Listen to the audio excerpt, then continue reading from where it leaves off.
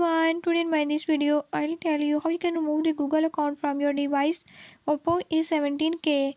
In this device Oppo A17k, if you're having any issue like you can't remove Google account or you can't add new account, so don't worry, I'll show you how you can easily remove any kind of Google account and you can easily add the new account.